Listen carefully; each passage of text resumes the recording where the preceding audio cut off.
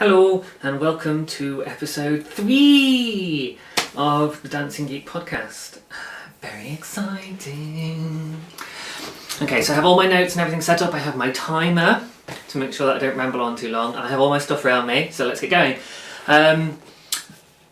Hello and welcome. I get to now kind of say hello to new viewers and welcome back to returning viewers, which is awesome. So yeah, this little podcast of mine seems to be being enjoyed by certain people out there, so thank you very much. It's lovely that you guys have been getting in touch, and a reminder that you can do that on the Ravelry group now. I set that one up, and that's called Dancing Geek Podcast. So Dancing Geek is all one word. That's my name on Ravelry, on Instagram, pretty much everywhere. And it's Dancing Geek. So yeah, today is something like Wednesday the 17th of September, and yeah, I'm pretty excited. 1 second, I have closed the door to the garden again, and Rory again is meowing at it. There we go. And he goes straight away. He doesn't want to actually come in, he just wants to go through the door. Right, so finished objects first of all. These are all historic. I haven't managed to finish anything that I've been making since I've been chatting with you guys. So yes, this is all historic stuff. Let's start with, so when I was thinking about what I'm going to show you guys, one of my current works in progress that I'm really happy with is a shawl that I'm making. And I was like, oh, this is my first shawl, it's very exciting. And then I remembered, actually, it's not my first shawl. I have another shawl, but I don't tend to wear it because it's a little bit scratchy. So here it is. Ta-da! So if I pull it right back, you can kind of see it a bit more in its entirety. And I can still see you through the shawl. And there's a bit more of a detail shot. Okay. So yeah, the yarn itself, Rory has come now to join us, was gifted to me by a friend who happens to be the wife of a friend whose birthday it is today. Happy birthday! And I've sent him a little crocheted something in the mail, which I think he got because I got a text this morning saying, I love you! Which could just be because he's awesome, or it could just be because he got my present, so we'll see.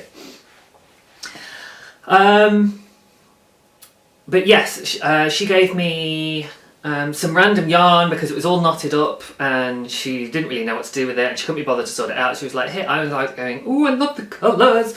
You'll see greens and browns, and it's red really rather than orange, but red is a good second best, and I still really like the colours and I still think it really goes and suits me. So I brought it home, I untangled it, and I was like, I found a shawl pattern. That was basically 2 skeins of yarn, one just to make the body and one to make the border. So you can see, yes, you can see that there's a ribbed border to it, and then there's a plain stockinette. It's a really nice simple pattern.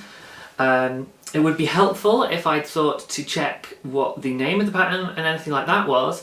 So I'm afraid I'll have to refer you to my Ravelry project page, but everything is always on my Ravelry project page. I'm very fastidious about making sure that everything is up there. I just love having the records of it all so I can find it again easily. So if you do want to know, pop along to my Ravelry page, Dancing Geek. Feel free to friend me as well whilst you're there. Send me a message, say hi, let me know what you think. But I thought that was ideal because I just had these 2 like balls of yarn in the end. I didn't know what they were made of. I sort of guessed they were fingering weight. They looked about that, so I thought, yeah, it'd be alright for a shawl. There were 2 different sizes as well, so I thought, well, I don't know yardage, and rather than mucking about, if I knit the bigger one until I ran out for the body, and then the second one until I ran out for the bordering.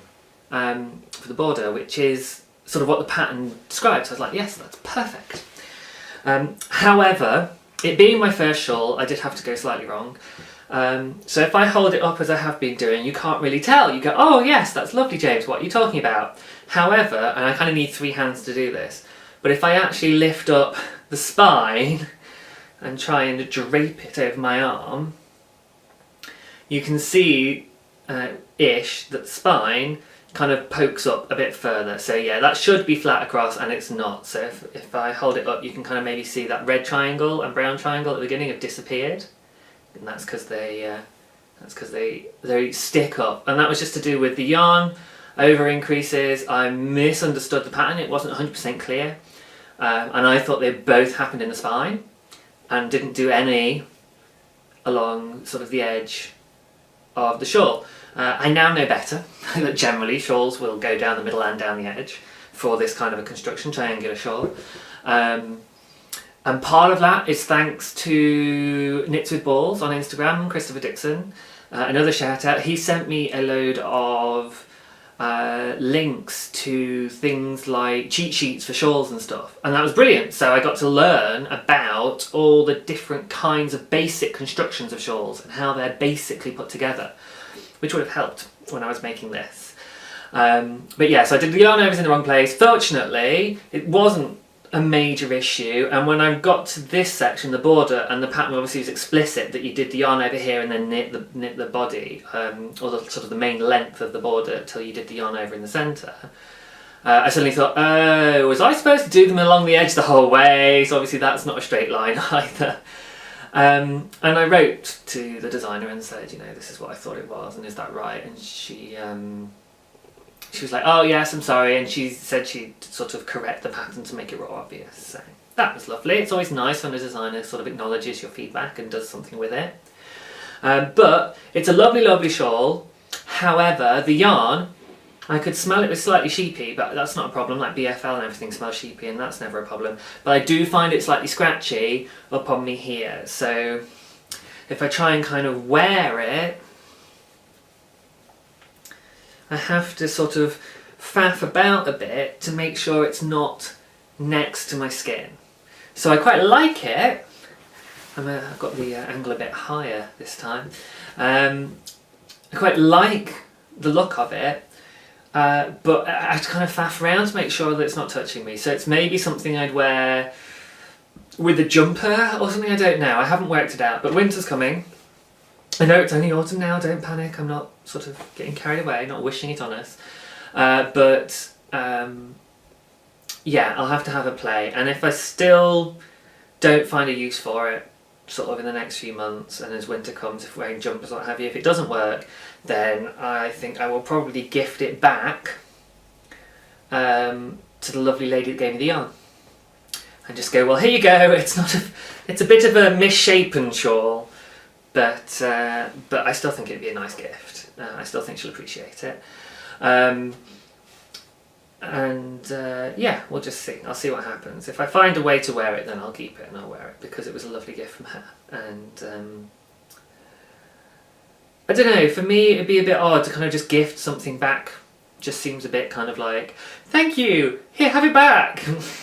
So I'd rather keep it and wear it, but if I can't work it out, then I shall gift her the shawl back. Okay.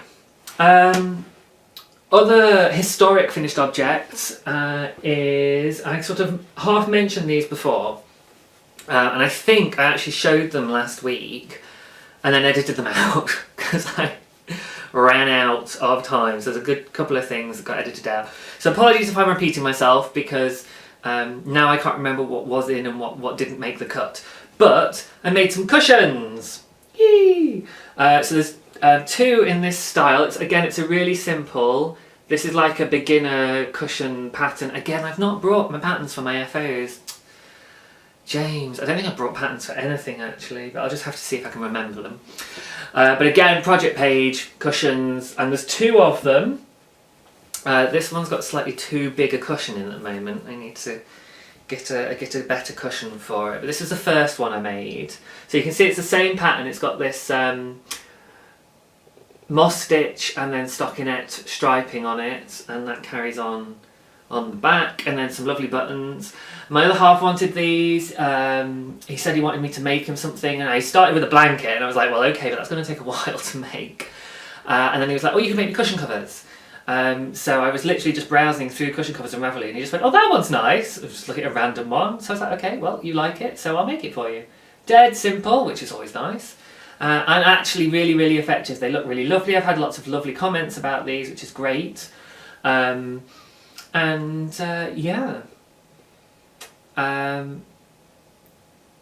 I'm going to try and remember cushions later. There's something I want to talk to you guys about. And yeah, cushion covers. So finally, I'm keeping an eye on the time this time. There's one last thing. Now these are not knitting FOs, but I figure if we're allowed Legos and stuff, so Lego in Bakery Bears and in Knitting Paradise or Knitted Paradise with Pearl of the Pacific, and then Dan from Bakery Bears. Love to Dan, love to Dan. Watch the podcast and watch Come Knit With Us, and then you'll understand what that's about. If you don't already. But I have some little pottery FOs. So I definitely showed these in last week's podcast. And then cut them out because I was like, it's way too long and these aren't even knitting. So this, if you can't tell, is a little Rory, and I even labelled it on the bottom. And that scribble at the base is like some little art signature type thing that I made up when I was like 11, but I just use it occasionally when I'm doing random stuff like this. And then there's also a bowl which I really, really, really love, and it was so simple to do. And Bala is actually the town where we did this. So these were done in a town called Bala in North Wales, just on the edge of the Snowdonia National Park area. We went there, oh God, it feels like ages ago now, and it wasn't that long ago. And we stayed in a little cottage with some friends at the base of Snowdon, amazing, and we went all around the area and stuff, and it was a wonderful, wonderful time. And on the way home, we stayed, my partner and I stayed an extra day on the Monday, because we both had that day free, and our friends had to go back with for work stuff.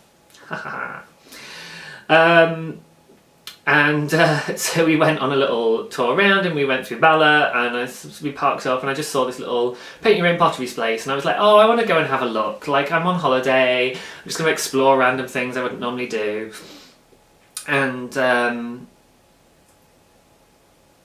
yeah, and it was amazing, absolutely amazing.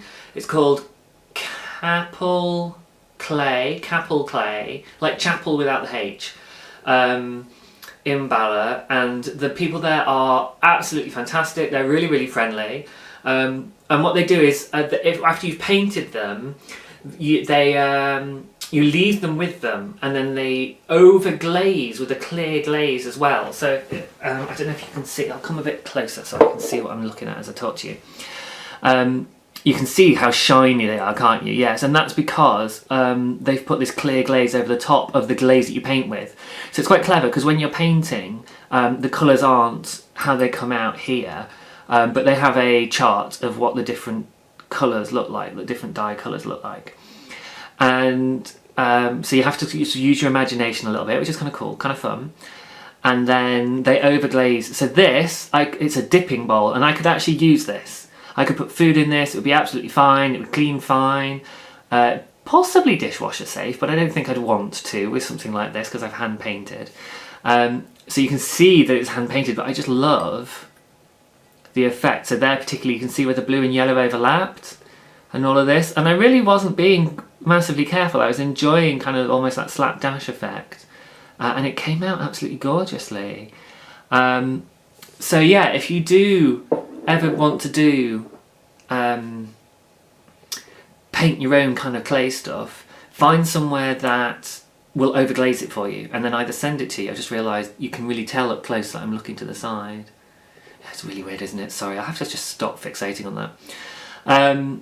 Get somewhere that will overglaze them for you, because I think it just makes such a massive difference between something that's pretty and something that just looks amazing. I mean, that looks...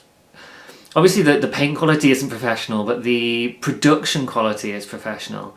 And I think that makes it so much more special. And it wasn't expensive at all. It really, really wasn't.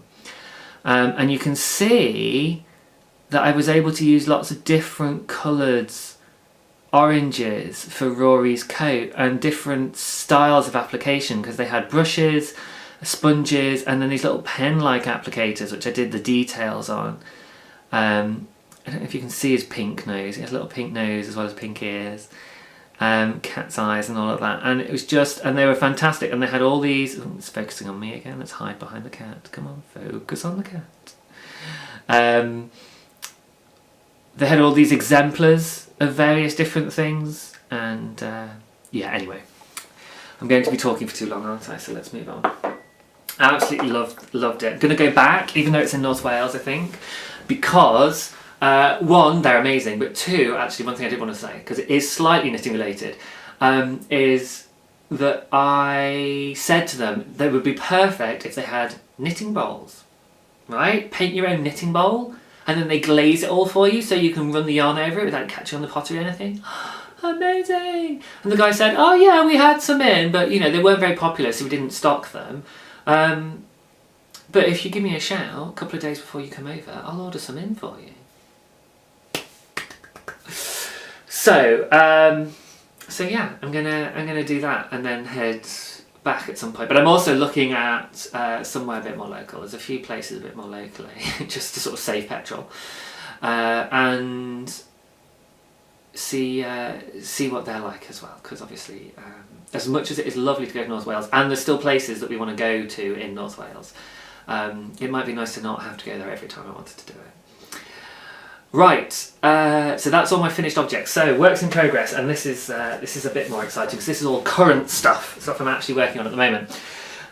Ooh, Ippy Dippy Sky Blue. I'll start with the one you've already seen a bit more of, because this is the pair of socks that I'm knitting at the moment. So I showed you my hoe, which is my sock here, and then just sort the yarn out attached to it. Here's the other half of it.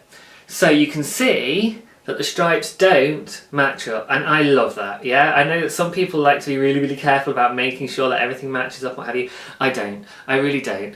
The only socks I have that match, and that I would wear as a pair, are probably the ones I'm wearing right now, because I'm wearing my crocheted socks. I was worried they were going to be house socks. When I put them on, they stretch lengthways, but once they stretch round my foot, they're a perfect fit again. So yay! Ta-da!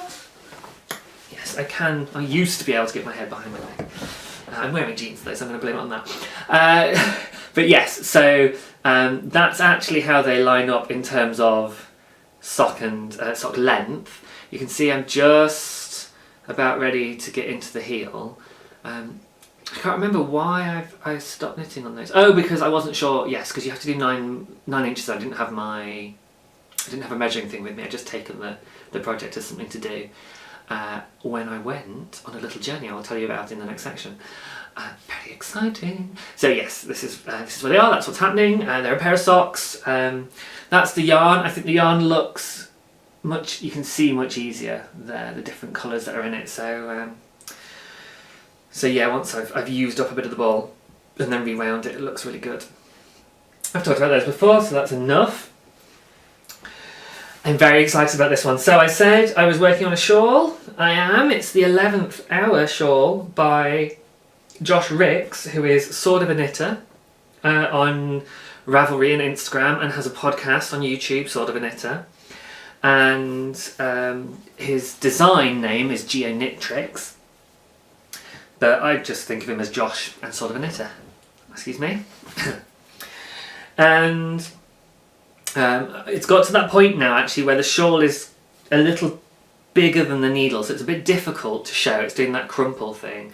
But how gorgeous is this? So I really like the geometric thing, and obviously Geo Knit Tricks. There's got to be something in there. So I'm really liking this pattern. I really love the texture of it. I don't know if you can actually hear me properly through the shawl. I'm talking through the shawl. I'm muffling myself.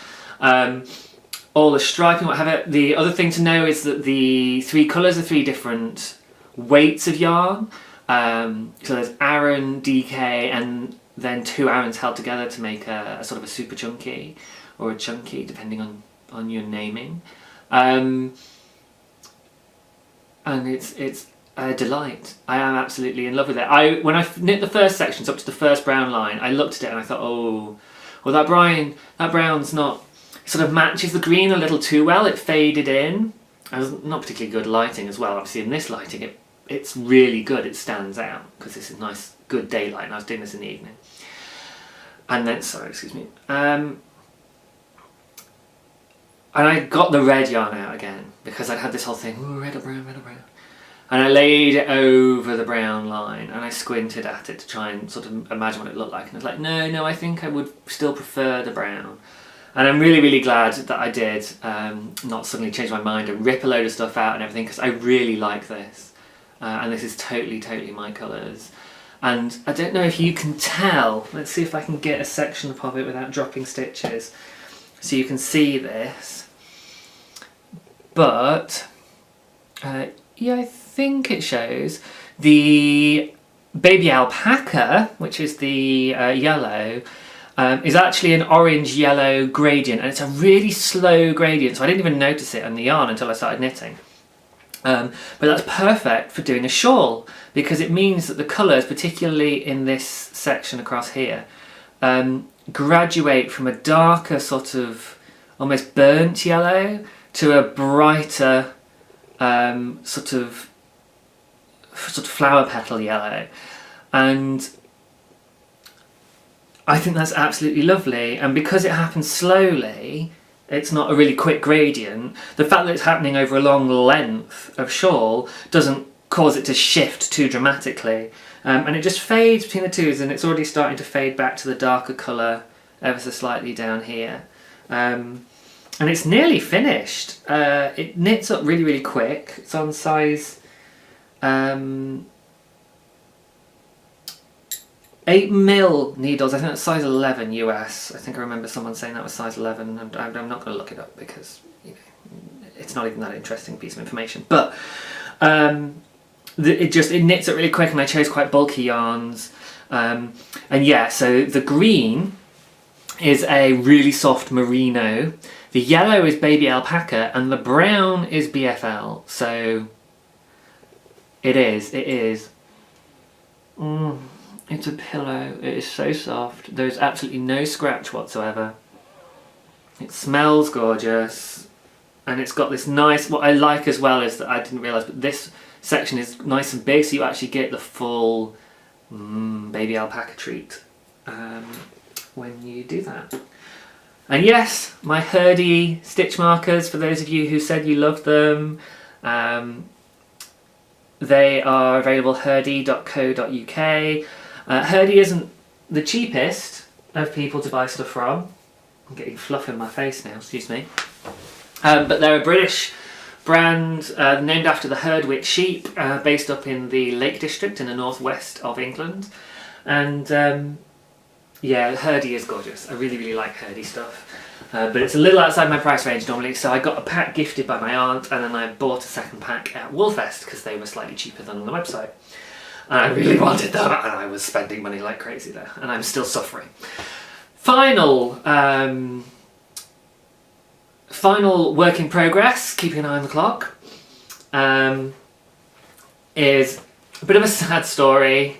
I do have something to show you, but it's not the most exciting thing. It's a swatch. I did cast on, and I had about an inch of the project made, and I was really excited. I was like, yes, I want to get a cast on and have something to show you guys in my podcast.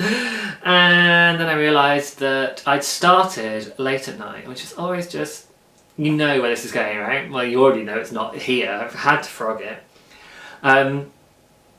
But yeah, I reached in and I grabbed the circular needles that were in there. And part of my brain went, that's odd, then why aren't they in the packet? I normally keep, because they're fixed needles, the ones I wanted to do it on. I'd normally keep something like that in its packet, so it's got the label as to which size it is, and I don't mix it up, and I know which one it is without having to faff around. I'm very fastidiously organised. In fact, let me show you, since I've got my kit here, just how sort of fastidious I am. So this is me. This is my little Knit Pro bag, and it's got My super small ones would go here, the 3mm, which is the smallest. I haven't stuck a label on these yet, but I'm going to. Then there's the kit that I originally bought, and then if I just open that up, you can see I've actually labelled the jumbo sizes that I bought separately that came in this wallet, and I put them all in a little wallet together. Because yeah, treat your needles right, yeah? And I love it. And so, yes, I have the circular needles that I want in their packet still with a little size on them and everything, so I know which length they are. That's the 40-inch or 1 metre length. Which size they are, so it's the 2.25, which I think is a US 1. Oops. And I put them very carefully all in there, but then I'd pre-prepared, I'd made my circular needles up for the body, which is a 3mm, which I think is a US 2 or something. And yeah, of course I grabbed these because they were on top and I didn't think to check, and then it wasn't till I'd done about 1 inch that I actually looked. Oh, I'm gonna have to get the camera to focus, and saw that they were interchangeable. So I saw the little hole and the join and was like, oh. And it was actually because whilst I was knitting it up, my brain just went, isn't it really odd that I didn't have to get them out of the packet? That is really odd. I'm sure I would have to get them out of the packet, and something just went, did I pick up an interchangeable needle? And I did. So I've had to restart, but I do have this lovely swatch, and you can see the colours and just how lovely the sort of, it's a really lovely green, and obviously from back here it is just clearly green. It's not too crazy because I'm going to having stripes in the pattern, so I didn't want stuff that was going to be too crazy within the stripes, otherwise it'd just be too busy. And this is the Natural Born Dyers stuff I was telling you about last time. They're awesome, awesome British dyers. Check them out, Natural Born Dyers. They're going to be at the Bakewell Wool Gathering in October, if you're going. So yes, so I did a swatch, I did a proper swatch. This is the first, I'm excited about this swatch, I'm showing it off because it's the first full-size proper swatch I ever did. And I got my little knitting calculator thing that I got free through the whole register with Bergère de France and get money off stuff, so I got free things. So I used this to sort of measure my my swatch and work out my gauge and stuff. And even though I'm using smaller needles than the pattern asks for by about 1/2 mil, my gauge was still, my stitches were still bigger. I was getting fewer stitches per inch than the pattern was expecting. So I've had to do a load of gauge maths. So like, I'm not going down another needle size because one, I'll have to buy more needles, and no, I've spent enough money on knitting stuff already, and we haven't even got to the next section. Yeah, I spent more money. Seriously. The credit card company love me, but I don't love me right now. Well, I do love me, that's wrong, but I'm a little bit concerned. I need to stop myself. I was tempted to just cut my credit card up recently. I was like, this is bad. I need to sort it out. That's something else entirely, and not for this podcast, and don't worry about me, I'm fine. That was my friend just texting me to say that he needs to mould the hat I sent him, but it's lovely and warm, so yay! Yeah, I was completely guessing the size. It didn't fit me at all, but he's got much more, he's got massive hair, so I thought I made him a big massive kind of what's it called, like almost a Rastafarian type style hat, like a reggae hat, which obviously I don't have to show you, but it is on my project page again, so if you want to see another, that's another finished object I did. That actually was a new finished object as well, and I don't get to show you it because I gave it away. But yay, I'm glad he likes it. And I forgot where I was going with this, but yeah, oh, the gauge and the gauge maths and what have you, not getting smaller needles. So yeah, so I did a load of gauge maths, and in fact, I was quite excited with all my working out on this. So I've put I've written the pattern out in my sort of knitting journal, as it were. So rewritten it out up here. I don't want you to be able to just copy that unless you really want to, because it's technically, I don't know, like I know there's copies of the original pattern online, but then I saw something else where people were like, oh no, copyright lasts loads longer, and even though they're not trading anymore, they might still have.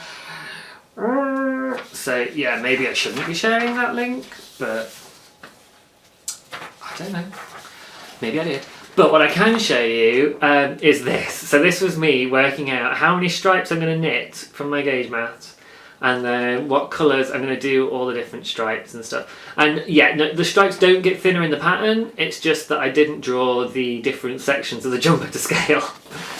So yeah, because I wanted to know up to the armpit, and then from the armpit up, and the sleeve cap and stuff, and I just drew the shapes roughly.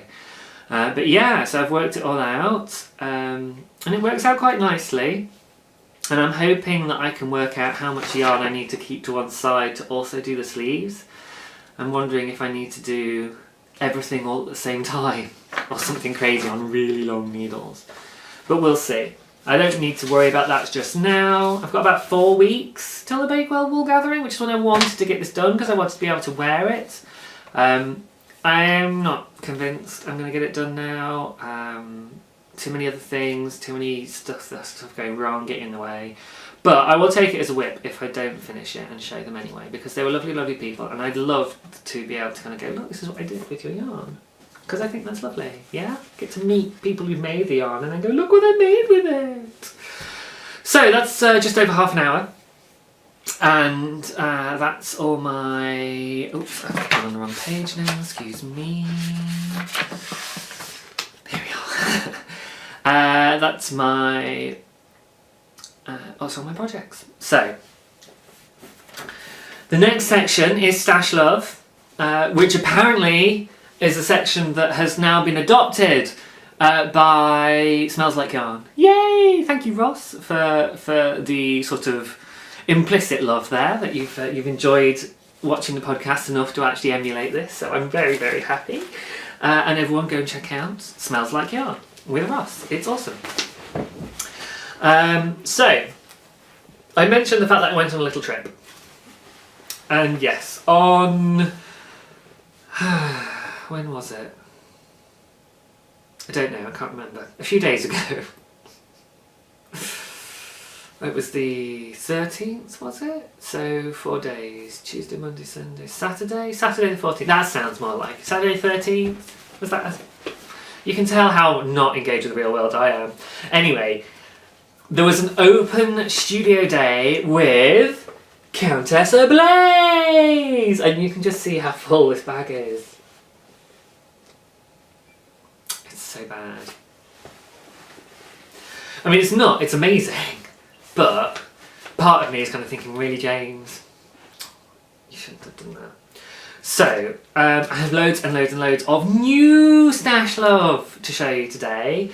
It's all stash because I have no idea what I'm going to do with any of it. I just had to bring it home. So there we go. Actually, that's not true. There's one skein that I have a particular project in mind for. So that's not really stash so much as needle adjacent project. Countess Ablaze is Lindsay. She's based up near Manchester, so it's about an hour and a half drive, a bit over an hour and a half drive for me to go up and see her. Lovely, lovely woman. Check her out. She's Countess Ablaze. And yeah, when I first saw her name, I saw it as all one word. So I didn't know if it was Countess Ablaze or Countess Ablaze. It's Countess Ablaze, yeah? There we go, that's her name. And these are little, it's a website as well, countessablaze.com. And she does little custom blend sample pouches that she gave out to us. And we used them all up, so she'll have to make some more if anyone else wants them. It's obviously vengeance. And it's lovely. Purples, greens and browns. A little bit outside my normal colour range and stuff, but the whole point is to experiment. And these are little samplers, so that's what they're for. They're for experimenting. And you'll be able to tell that, yes, it's a fibre sampler. I have said in some of the forum stuff that I had done a bit of spinning and was thinking about introducing spinning into the podcast. I'm a total beginner spinner. Yeah, I've done it once before. And that was in June when I went to visit my aunt, and I actually could have shown that, couldn't I? So maybe next week I'll show you my spinning FO, my historic spinning FO. And I've got a bunch of these. So nerds prefer their rainbows dark, and I apologise, you're going to get glare and stuff, so it's not the best because I've not taken them out of their packets, and I don't want to at the moment. But I'll just run through these quickly. But I love that name, nerds prefer their rainbows darker. Apparently she has another colourway that's called Geeks Like Rainbows Too, which is much brighter rainbow, so there's nerds prefer their rainbows darker. And then this is Please Enjoy Your Vigour Still, which is fantastic. I love that name. Which apparently is like her Industrious colourway, which is greys and orange, but with greys and blue.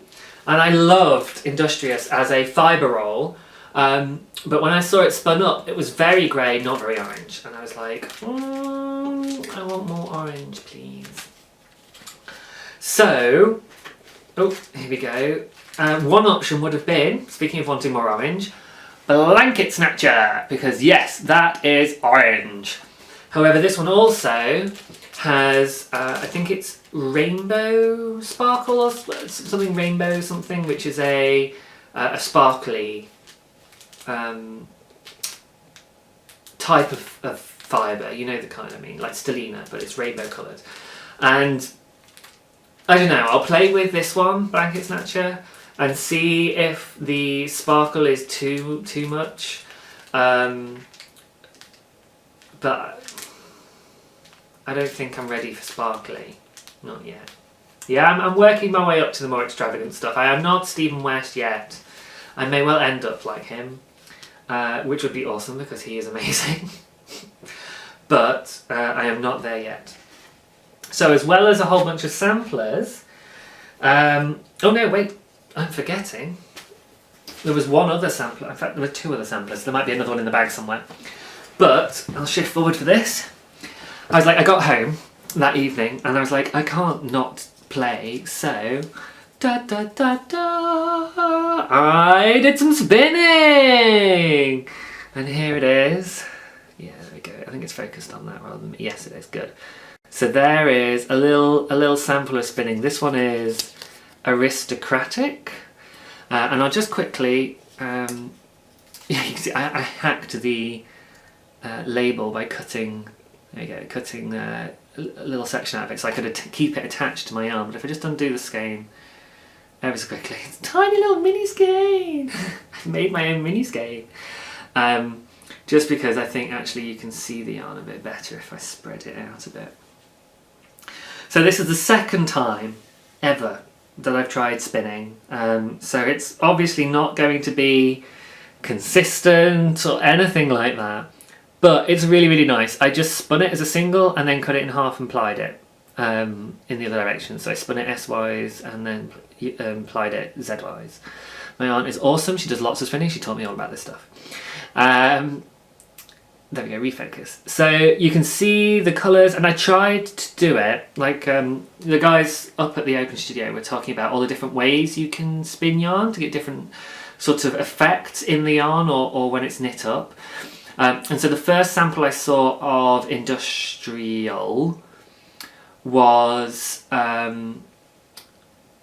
sort of almost all one colour, grey with orange flecks in it. And that really wasn't enough orange. It looked just grey and orange. Now grey is a lovely, lovely colour, but I was like, no, I want more orange. I want orange and grey. A bit like the hat you saw last time. Orange and browns. However, Lindsay had a little baby sweater that she'd obviously spun up and knitted. And she'd spun it up with the colours, keeping the colours a little bit more separated when she'd spun them. And you could see much more of the orange. It wasn't muted out so much. Obviously there was more of a gap between all the orange bits, but there was more orange together and I preferred that. So I tried to think about that when I was spinning this. So when I was pulling the fibre, drafting the fibre in order to spin it, I thought, oh, well I'll try and sort of pull it, the fibre itself was in stripes of colour. I wonder if I can, so if I pop open another one of these, I don't mind popping one open for you guys. Oops, the staples got stuck there. There we go. Try and pick one that's got lots of colours in to see if it'll do the same thing. But it was in. This is Nerds Prefer Their Rainbows Darker. Let's just pull it apart. Here we go. So this is what the little samplers look like. They've just been knotted up like that. And you can kind of, yeah, so it's kind of going to be the same sort of thing. Turn it around, you can see the colours a bit better on this side. So it's in stripes of colour. And if I sort of sorted it all out, you'd really be able to get a sense of it being stripes of colour in the fibre. So what I did was I would pull off like a little bit and then draft that away, and then pull off the next bit and draft that away, and then pull off and sort of try and overlap them a little bit. Now I'm a total beginner, so I was making this up as I went along. This is so lovely. I have no idea what fibre content it is. It's all about colour at the moment with these. I'd have to go and check. CountessAblaze.com. Support indie British dyers. And awesome people as well. She's lovely, lovely, lovely person. Just so friendly, and had got all this food for us and everything, and just laid on this spread, and so it's fantastic. I think the temptation of being surrounded by that much yarn and fibre means that I probably ended up paying for my food and everything else, and then some. But it was still lovely, lovely. And when I contacted her, she was not like saying, you have to buy. She was like, you don't have to buy anything, just come up. And that's how nice she is. But yeah, so I tried to draft it like that, and I got, this yarn. Right, I've talked about this for too long. Move on. Fibre samplers, gorgeous fibre. So, having shown an interest in fibre and then being surrounded by a bunch of other yarn heads in a yarn store, there wasn't any hope for me really. People started just literally started just picking stuff up and putting them in my hands and going, you need this. And then Heather, shout out to Heather 2009 on Ravelry. She's in the Countess Ablaze Ravelry group. Go join it. After someone had handed this to me, I went, I have one of those already. Or are you going to buy it? If you don't want it, I'll have it. Can I have it? You don't want it, do you? Do you want it? Are you going to buy it? Let me know if you don't buy it. And of course, when someone else wants something, you're like, no, I want it now. And I do want it. I love it. I mean, you can see the oranges and the yellows and the browns. Absolutely, absolutely gorgeous. It's a whole braid of fibre though. And I was like, oh my gosh. Like, that's quite ambitious. And I've only got a little drop spindle. Like, a whole braid on a wheel maybe, but on a drop spindle, that feels like way too much. So I'm going to have to start watching some YouTube videos about how to spin drop spindle stuff just to get a bit more technique. Because I don't want to make it up and trash what is gorgeous. This is labelled 100% Humbug Blue-Faced Leicester. At least 100 grams. And this colourway is contributors, that's not how you say it, contributors to the Imperial Revenue, because this is from her 12 Caesars collection, and this one is under Caligula. So 12 Caesars collection is one Caesar a month, and then she creates designs and stuff. I don't even know if you'll be able to buy this anymore, because a lot of the stuff that we got access to either hadn't gone up on the shop yet, or had come down off the shop, and was odds and ends and stuff. So if she does, when she does her next open studio, fight for a place, guys. I'm almost tempted to register now, but I'm also thinking if I do, I'll be spending a load more money. So I think I might go for the third one. I might miss one and then go back again later. Maybe make it a year. Maybe wait until she does one in the autumn again and go there. But she's definitely planning to do another one, so check it out. It's so worth it. You get to see the amazing little studio and hang out with cool yarny people. And if you go into the Ravelry group beforehand and chat with people and stuff, then you'll... a lot of people from the group went, so a lot of people knew each other. So that was a little bit kind of like, oh crikey, when you go somewhere and it feels like everyone else already knows each other. That lasted about 2 minutes. And then everyone was just being really friendly. But of course the first hour is spent with everyone just poring over yarn and fibre. So I didn't really talk to anyone for the first hour. And because I didn't want to spend too much, I picked a few things and then bought them, and then I sat in the corner and knit for a bit whilst everyone else poured over everything. And then I went back and shopped a load more. So these are the things that I got later when I got to know people and they were talking with me and stuff and going, yes, you must get this. Look at that label, guys.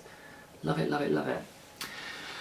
Right, I'm going to ramble on in this section, I can tell, because I just had such a great time, and Lindsay is such a lovely, lovely person. And you know, she talks to you about what it's like, and you get to see all the things that she's using, and the guys there, you know, you're talking to other people who are fans of her yarns. You get to really, and fibre, and you get to her dyeing process basically. This is one of those things where, like, British dyers tend not to use really saturated colours, so that's sort of part of what makes Countess Ablaze stick out, is because I think I read she double dyes or something. But anyway, like really bold saturated colours, which is great for me because that's what I love. There's somebody called Watercolours and Lace, but you can just tell from the name, you know, Countess Ablaze, Watercolours and Lace. You can kind of tell what you're getting. It looks really nice, but I haven't found anything there that really pops and grabs me. So I've no idea what I'm going to do with this. But oh my god, it's sheepy BFL. Basically, I mean, it's a pillow. Yeah? I can use this as a pillow. Yum.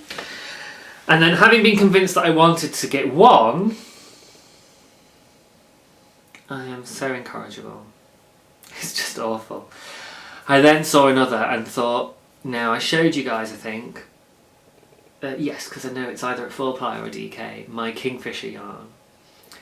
And then I saw this. Oh my gosh.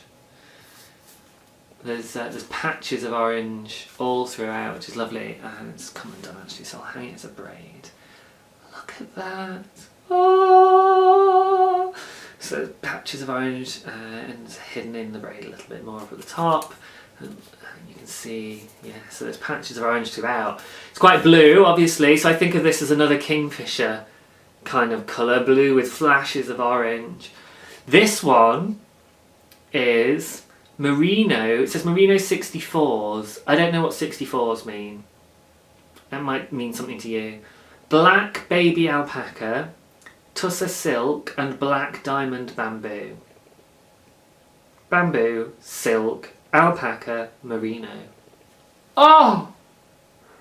This is amazing.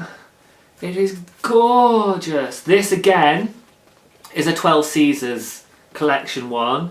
This comes under Augustus and it's called Riots and Revolts. It's Kingfisher in my head, I don't really mind. I'm renaming it, sorry then. So, again, minimum 100 grams. The mix, it says 62.5, 12.5, 12.5. So, there must be another 12.5 that there should be on there, because there's 4 things in it. Which would make it 5/8 merino, 1/8 alpaca, 1/8 silk, 1/8 bamboo. Because yeah, 62.5, 12.5, 12.5 makes 87.5, which is missing another 12.5. But this is absolutely amazing. Again, no idea what I'm going to do with it. I don't care. I could just use it as a pillow. I could use it as a wall hanging. I could use it just as a scarf.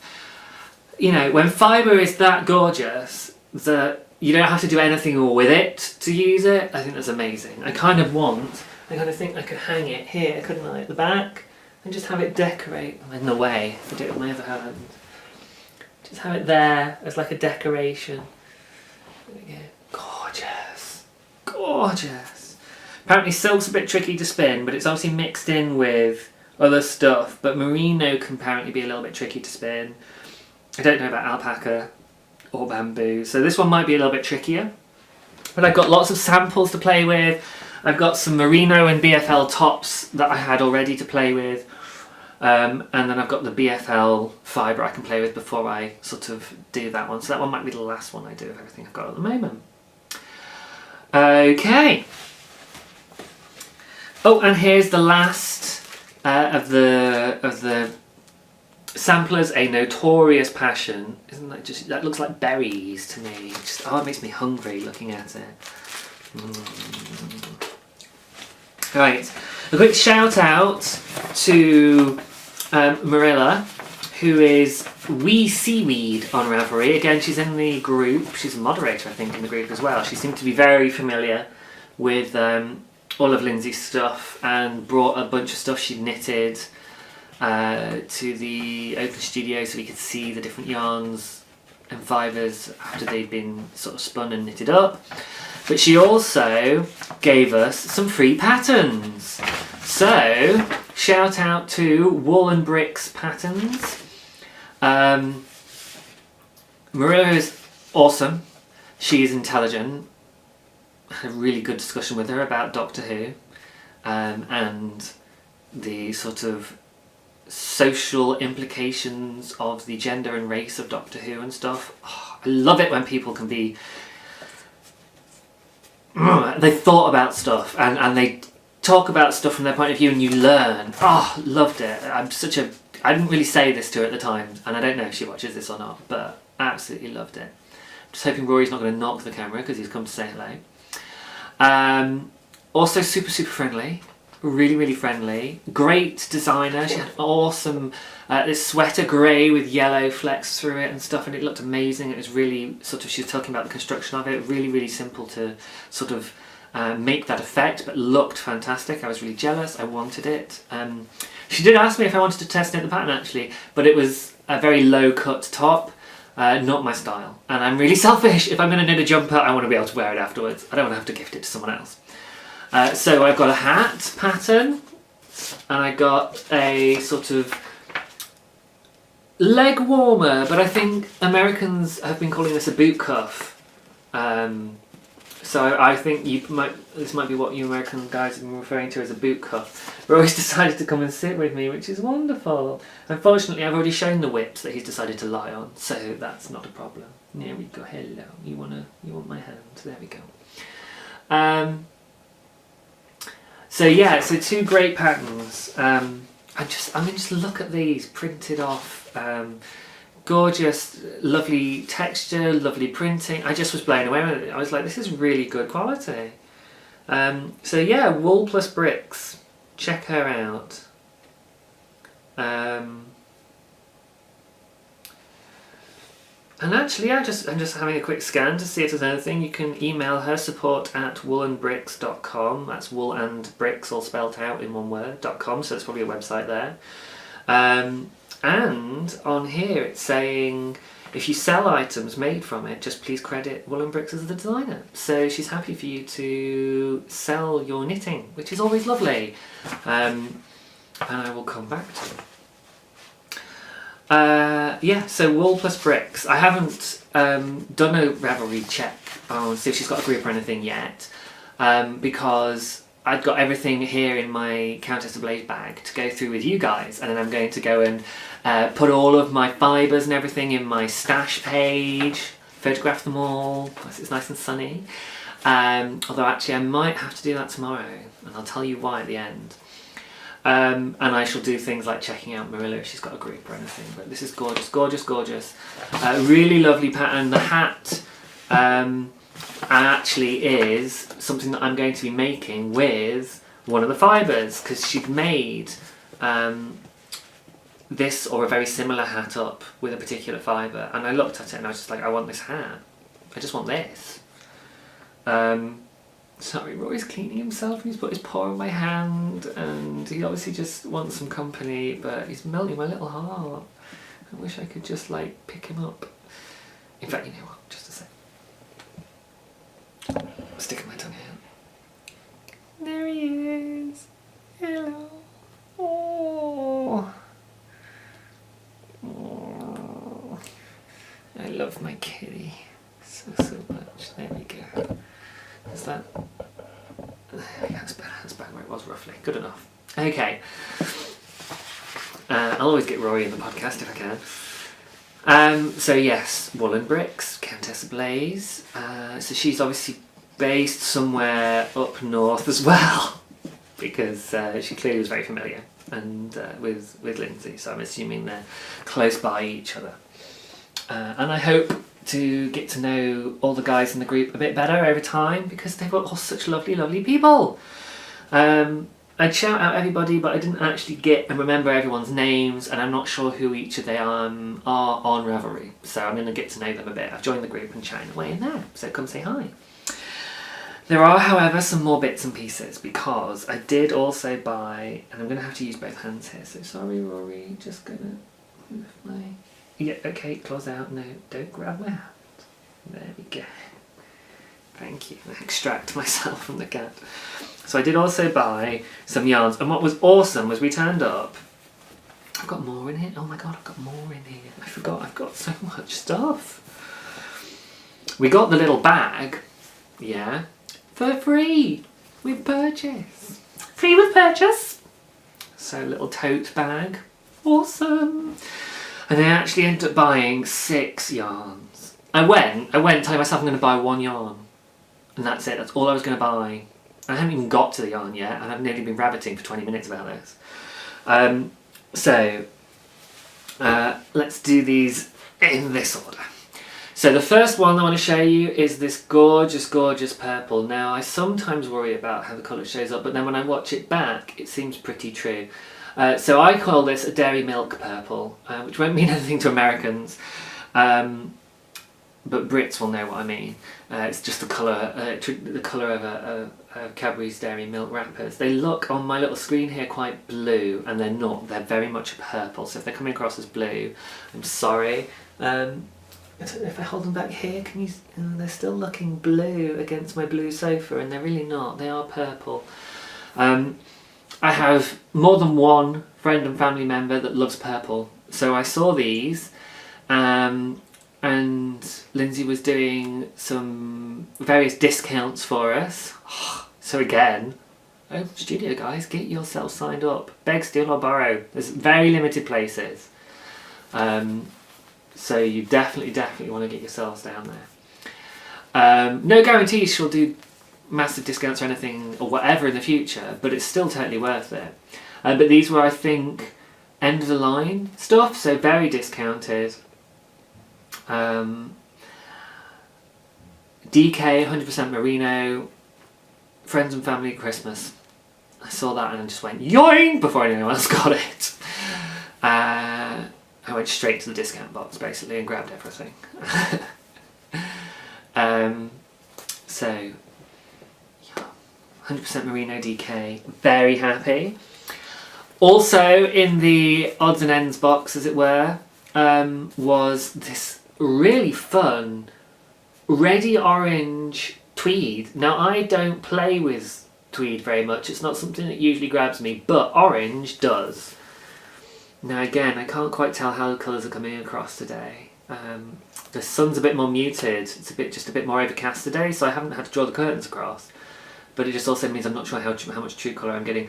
But yeah, they're really, really lovely and bright. There's quite a bit, if I hold it right up to the camera, yeah, you see, I think that is good. Good colour showing. The camera's really good, so hopefully. Daylight and good camera. And you can see that it's a mix of reds and oranges. Now there were 4 in the box, and I was like, oh, I want all 4, but that's just going crazy. So I walked away. I just took the purples at first, and then someone else bought the other 2 of this, and they took the redder ones. They wanted the redder ones and left me the more orangey ones, so I was very happy. And I said afterwards, thank you very much for picking out the redder ones so I get the oranger ones. And when I went back and saw there was only 2 of them, I was like, oh well, people are buying them quick, and grabbed these 2. And these were one of a kind danger colourway, so you almost certainly won't be able to get this specifically unless she for some reason repeats something. And this is on her Dr. Donegal base, and I think I saw lots of other stuff in Dr. Donegal, so I think she's still doing that, which is obviously the tweed, Donegal, tweed. I don't know what Dr. Donegal means, but there seem to be, I found out, a lot of her names of bases and or colourways seem to be music references. Clearly we have different tastes in music because I didn't get any of them. But there we go, Rory's just moved to snuggle up with me, oh my god. I'm surrounded by yarn and a kitty that loves me. I'm on cloud 9, guys. I'm talking with you. My life is perfect right now. Oh yeah, 100 grams gets you 210 meters DK. And this is 85% merino, 15% neps. So I'm guessing the flecks are what's called neps, and she's not specified what kind of fibre they are, what have you, but basically it's merino. Because, you know, the neps just add a bit of texturing or what have you to the merino. So, yum! I'm so happy. I don't know what I'm going to make with this either. So obviously the purple one was a gift. The orangey tweed, I don't know. But there's already a photo. The person that bought the red ones, they've already put a photo up of the first of 2 mitts that they're making with it. It looks really, really nice, guys. Check it out. They were all the discount ones. And that's what I bought at first, those 4 discount yarns. And then I was being enabled massively by the other people in the group. So if you go, either be prepared to be very strict with yourself or go with a reasonable sized budget. Yarn number 3. Check out those greens, guys. Oh my gosh. Oh my gosh. You know, this is just greens, but I don't care. It was lovely. I mean, I do love green as a colourway, as you'll have seen on some of my other yarns. This is called Beware the 73rd Year, which is again 12 Caesars. This one is under Nero. Again, I don't know, I don't really get any of the Caesar references either. I'm feeling very uneducated. This is in her sock yarn, Lady Persephone sock yarn, which is 75% BFL and 25% nylon. And so 100 grams gets you 425 meters. It's machine washable, which is always good. And whenever you buy a 12 Caesars one, I think it was just the 12 Caesars ones I noticed, you get, well yes, the 12 Caesars gets you this cool little card, and she holds it on with a little badge. She also gave us badges with purchase again, but I think she'd just given us them even if I hadn't bought anything, because she was lovely. So I have one on my, I have a cloth bag. Excuse me, that's my alarm.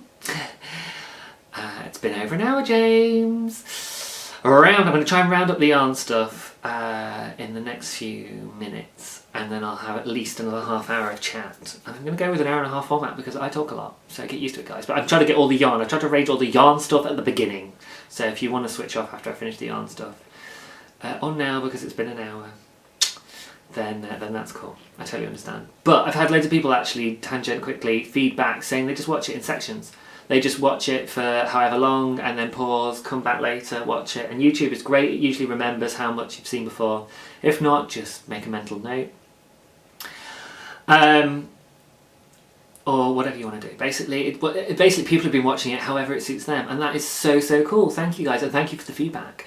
Let me know how you watch it. It's really, really cool. But yes, badge and a cool little... Now, I'm guessing, I meant to ask her. These remind me of Moo cards. Moo.com. Like moo.com. And I've got some I made up years ago, and then they weren't too expensive then. I don't know what they're like now, but it's really, really lovely.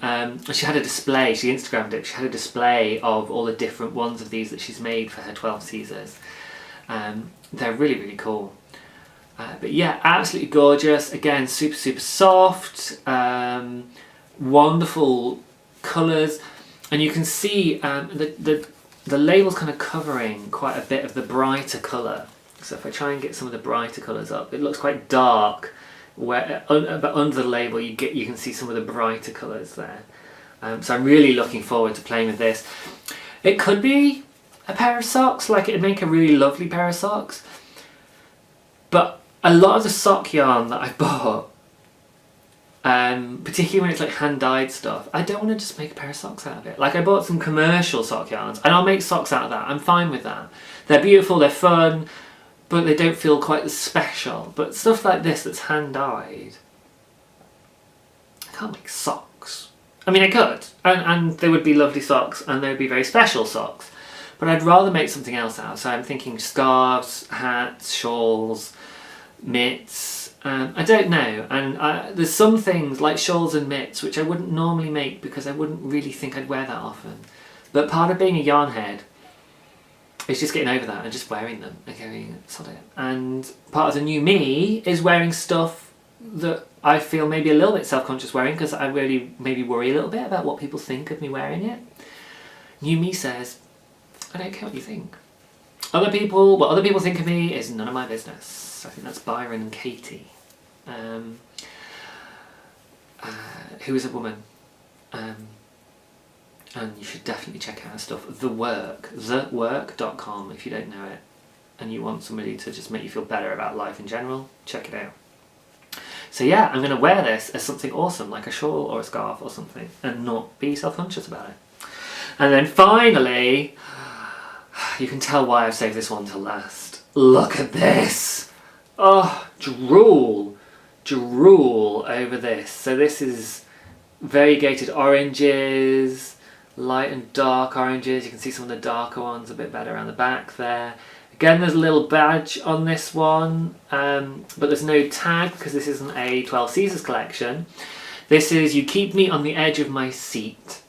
And that colourway was available in all kinds of things. So if you, like me, are an orange fan, and Marilla as well is an orange fan, I think I mentioned all the different reasons I thought Marilla was awesome. I'm a massive fan of Marilla. I tried not to fangirl all over her in person because I think that's a little bit awkward, but I can do it on my podcast. She had a Teenage Mutant Ninja Turtles t-shirt on. She loves orange, and apparently she eats about as much as I do. So Marilla, I am your fangirl, yay! So I'm so going to start stalking her online. But in a really good way, right? Be my friend! This base is the English Gentleman, which is 50% BFL, 50% Masham. Masham is a new fibre to me, I don't know about it. However, smells gorgeous, feels gorgeous. And actually what was really interesting was, and I got, this is the exact same yarn that Marilla made the hat that I saw it out of. And it looks amazing. The hat looked absolutely amazing. It made sort of thinnish 1 centimetre stripes, and then it's a ribbed hat. So it kind of makes this faux checker pattern, and I thought that was amazing. Such a cool idea. You know, when you see it and you go, oh my god, that's so clever. How did you come up with that? How did you find this idea? I just love it.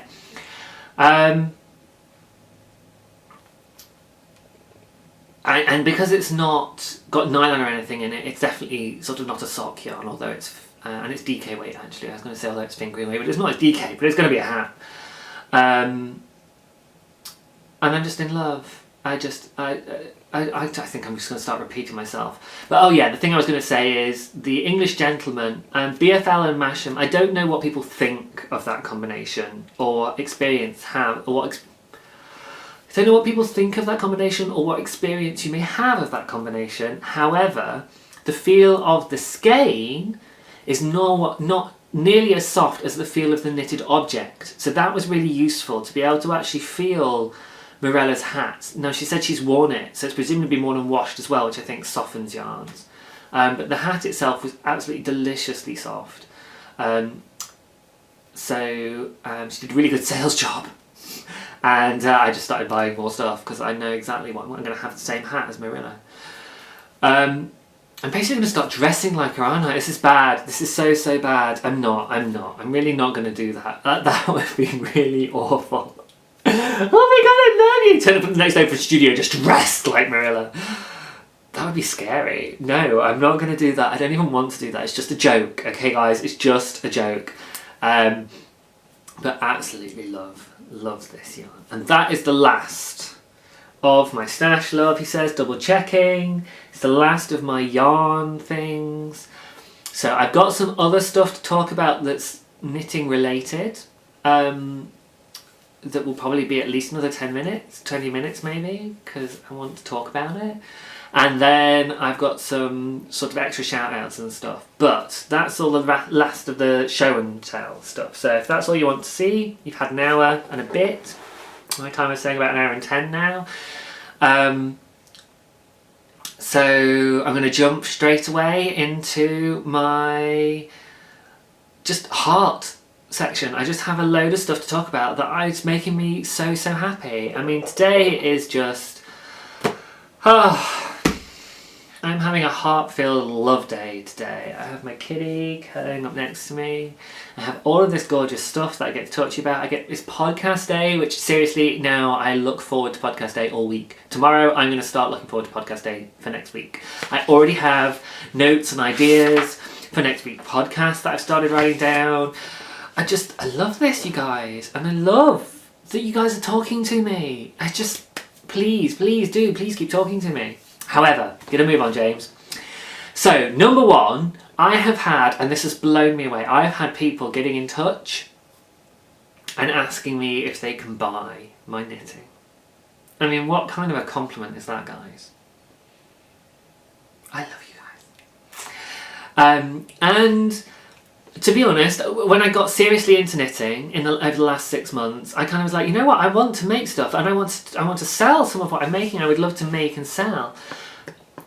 And I kind of have so many things that I want to make for me or to try out that I hadn't got to setting up a shop and trying to sell stuff. I've got all these ideas. But people are already saying, you know, oh, will you make me... So I've had somebody wanting me to make a hat for them. They didn't approach me directly, they did a shout out on Facebook and I was like, heck yeah. But she was like, I want to commission a knitter to make me a hat. It's a special kind of hat, so when that is more definitely going ahead, when we've sorted that out and I get permission to talk about it on the podcast, I will be able to show you this. Very exciting. I'm going to make a scarf for a lovely person. And there's a couple of other things that are sort of in the ether maybes. So really, really cool. And yeah, so if you like the stuff that I'm showing and you want me to make something for you, then yeah, get in touch. Or you want me to make something for a friend or what have you. The only thing I would say was I looked at shipping costs because one of the people is American that I'm making something for, and as I found out when I had a friend who was going to send me something they didn't want anymore and then they looked at shipping it over, it's not cheap. So British friends, if you want me to make you something, obviously this is a knitting podcast for knitters, so most everybody is going to want to just knit stuff for themselves, so a lot of the people who've got in touch are non-knitters, which is more likely. So you guys might not be so interested in buying stuff from me, but I'm still really excited about it, so I'm going to talk about it. But yeah, so it's something like £12.50 to ship a small, like one small item over to the US. Now I would try and cram as much stuff in as possible, you know, because you want to make it worth, but I think it went up if it went over 500 grams or something, and it's ridiculously expensive. For my friend to send me, she was going to send me a little bag that I was going to make into a project bag, but it was going to cost her $25 to send it to me. And that was just, it's like, you know, for some people that's fine, they would still do that. For her, that was too much. And I totally understand. I was sort of doing a quick conversion in my head and thinking, yeah. When it was just, I'm not using this anymore, but isn't it crazy? You know, she was just kind of showing it as crazy and going, you know, I don't use it anymore, it's a bit crazy. But it was orange and brown, very 70s, which, as it turns out, I've been having conversations with people and realising that actually I am very 70s apparently. My hair, my colour choices. So yeah, so a 70s style bag, I was like, yeah, I'm all over it. Orange and brown, love it. But yeah, so that's not going to happen. And I thought about, well, I could pay for the shipping, but actually $25 for her to ship it over, I don't know. I might offer. I kind of just replied and said, yeah, I totally understand the cost. I might get in touch again, but it was really just like, it was something fun that I would maybe try and hack. And I don't know, $25 for something that I'm just going to try and hack was just a little bit more than I want to spend on just a plaything, particularly when I'm already spending money after I'd said I'm not going to buy anything else. So come on, help me here. Tell me not to spend money on this. I want it now. No. I've already said thank you so much for feedback from you guys. Again, you've talked about the length of the podcast, so I've not worried. I've got a timer on just to try and not run too much over an hour and a half. But I'm not going to worry about editing this down too much. I'm just going to post it up. Fantastic. Thank you guys. You've saved me days of work. I've just tried to put stuff in order for people that do like a shorter podcast. You can just stop watching it whenever, or you can watch it in chunks if you love me enough to watch 3 podcasts a week of half an hour each. No, that's dedication, right? 3 podcasts a week? Oh my god. However, one thing that I have absolutely loved that one of my viewers did, I think in the... well, basically as soon as I put up the Ravelry group, was what were you working on whilst you were watching the podcast thread? And I think I'd mentioned something maybe, or... I don't know, I kind of felt like maybe I'd said something and they picked up on it, or... Now I think about it, I don't think that's true. I think this person was just amazing. Manda Jane. So big shout out to Manda Jane. I don't know why I thought I'd said something. And now I think about it, that's my ego kicking in, isn't it? Going, oh, it's obviously all about me. Oh, horrible. It's a horrible thing to do. I'm so sorry. But she did a thread of what she was working on, and other people have done it, and they post photos of what you guys are working on whilst you're watching me yabbering away. So if you've got something you're working on right now whilst you're watching this, I would love, seriously, I would love to see it. And I know people can go, oh, I want you to post on my forum of FOs and stuff. I'm not big into that. Everybody's forum seems to have a post your FOs here, and I just would end up posting my FO all over the place. And I'm like, I have a project page for that. If you want to know what I'm knitting, watch my podcast or come to see my project page. I don't have to post my FO everywhere. I could take days just posting in all the podcasts and forums I've now joined. Seriously, guys, I'm watching so many podcasts. But if it's something you've been working on whilst you're watching, that is really, really nice. And if you want to share a photo, I would be really touched. But again, there's no obligation whatsoever. But if you would like to share it, I will be drooling all over your stuff, yeah? So you'll get genuine love from me. And that was just, I was really, really touched to see the things you're working on whilst you're watching me gabbing away. So is that, I don't know if that's selfish of me to want you guys to post in my forum, but I don't want to have to post in others. That is kind of selfish of me, I know it is. But that's just who I am. And maybe you're somebody that loves posting in people's forums what you're working on, and if so, I would really love to see it. Okay, now I have to do a shout out to knitsewcrochet. I found her on Instagram, but she's also on Ravelry as knitsewcrochet. I made a mental note, and then I forgot to do this, to check out what her actual real name is. I'm not 100% sure. I think she's based in Germany, because I saw some screenshots with German writing in them, so I assume she's based in Germany. She may even be German. So I need to find out who this lovely person is. I was meant to do this before my podcast, and I'm kicking myself right now because I want to do a proper shout out. Because this person, this lovely, lovely, lovely lady, is doing an amazing thing off the back of what she's seen of me on Instagram and maybe on my podcast as well. So this is really poor. I'm feeling quite guilty now, but I'm not going to stop and edit. I'm going for just straight through. So I shall do a proper shout out next week, and it will be a progress shot next week. It may even be finished. If you look on Instagram for the hashtag Bartley Pattern, to save you with spelling problems, there it is. B-A-R-T-L-E-Y pattern. Assuming, of course, you can read my handwriting. She's designing a cowl for me, guys. Oh my gosh! Honestly, I'm actually getting emotional this week, guys. You have wanted to buy stuff from me, and then you wanted to make stuff, like design a pattern. And it's this bright orange cowl. I'm actually getting really emotional. I just can't.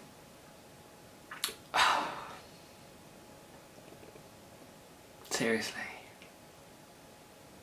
I can't believe it. I honestly cannot believe it. I need a tissue. That people would want to do this stuff. It's been amazing reaching out. I'm feeling so much love and so much of a connection with all of you different people. I'm getting to meet people. I'm getting to meet people online, and like I said, my heart's exploding this week and it's coming out of my eyes now. Just so much love. I'm blown away, and the photographs on Instagram are amazing, and I'm knitting this thing up as soon as it's done. I don't care what else I have on my needles, this is getting done immediately. Because and she asked me what I wanted, and I've been able to feed in, and it's really exciting. I get to see sort of the progress of the design and how the design process works, which is really educational as well. And the colour orange she's making with it is gorgeous. I might have to actually go and buy the yarn as well that she's making with it, and just be whatever the word is, not worry about it. I was trying to think of a word that wasn't swearing. F blank CK, the import costs or whatever, or the yarn costs, to make it in the same yarn as well, because I think that makes a big difference sometimes with a design for this. To make this cowl, and I'm very excited. So yes, this is going to be a lovely, lovely personalised cowl pattern for me. What can I say? Seriously blown away. Right, I'm just going to keep going, because otherwise I could just spend half an hour here just crying in front of you guys. There's more love. I posted on Instagram a photo of me bleary-eyed first thing in the morning. So I did it black and white because I didn't want to have to share too much of my bleary-eyedness after about 6 hours sleep. And I'd spent a good week of waking up after just 6 hours because I just was so knitting crazy. And you guys just were all like, yes, me too! Oh my gosh, yes, I do this. I dream of knitting patterns, or I just dream of designing, or I wake up early and then I can't go back to sleep. I just get up and knit instead because I'm so excited about having extra time for knitting or whatever. And somebody actually started a hashtag knitting on the brain, which I love. So I'm going to use that if and ever it happens again. But I actually did go and talk to my therapist about this. And it's a little foreshadowing for another section later. And actually I've had a really good night's sleep the last 2 nights, thank God. Because it was starting to get be a little bit of a problem. But just, again, the fact that I can share a little bit of what my little knitting craziness, and there's so many knitters out there that just want to connect, and a sense of belonging. It's amazing. So again, and a shout out to Kimberlolly29 on Instagram, who I think is just Kimberlolly on Ravelry. She does the Giving Flower podcast. She's an American based in Germany, and the last one she did this massive sort of stash view of all these different yarns that she got at the Berlin festival. So it's all German dyers, and that's fantastic because importing from Germany much cheaper than importing from the US. So I'm supporting British, but I'm looking at German as well. So very excited to learn about all these cool dyers that she's met and that she likes. So big shout out to her. And then one last shout out for the love is again Krystopher. Knitswithballs on Instagram.